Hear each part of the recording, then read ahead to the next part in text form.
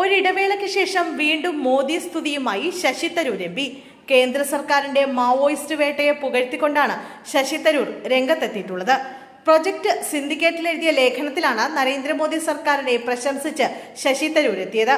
Party നിലപാടിന് വിരുദ്ധമായി ഇതാദ്യമല്ല ശശി തരൂർ മോദിയെ പുകഴ്ത്തുന്നത്.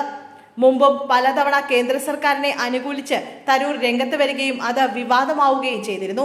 ഇതിനുശേഷം പാർട്ടി നേതൃത്വവുമായി തരൂർ സമവായത്തിലെത്തിയെന്ന വാർത്ത വരുന്നതിനിടെയാണ് വീണ്ടും മോദി സ്തുതി. മാവോയിസ്റ്റ് വെല്ലുവിളിയെ നേരിടാൻ കെൽപ്പുണ്ടെന്ന് ഇന്ത്യ ഇപ്പോൾ തെളിയിച്ചിരിക്കുന്നു.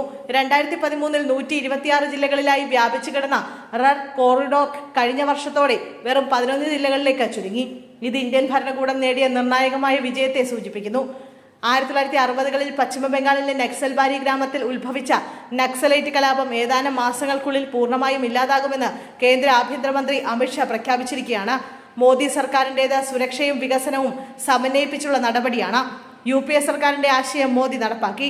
സർക്കാരിന്റെ ഇരുമ്പ് മുഷ്ടി പ്രയോഗത്തിനൊപ്പം വികസനത്തിന്റെ സ്വാതന്ത്ര്യ സ്പർശം കൂടിയായപ്പോൾ ദൗത്യം വിജയിച്ചു. ഇത് തുടരണം. സുരക്ഷാ രംഗത്ത് പോലീസിന്റെ കാര്യക്ഷമത വർദ്ധിപ്പിക്കാൻ സർക്കാർ വലിയ നിക്ഷേപം നടത്തി. ആധുനിക ആയുധങ്ങൾ, മികച്ച ആശയവിനിമയ ഉപാധികൾ, വനയുദ്ധത്തിനും കലാപങ്ങളെ നേരിടുന്നതിനുമുള്ള പ്രത്യേക പരിശീലനം എന്നിവ നൽകി എന്നാണ് ശശി തരൂർ പ്രൊജക്ട് സിൻഡിക്കേറ്റിൽ എഴുതിയ ലേഖനത്തിൽ പറയുന്നത്.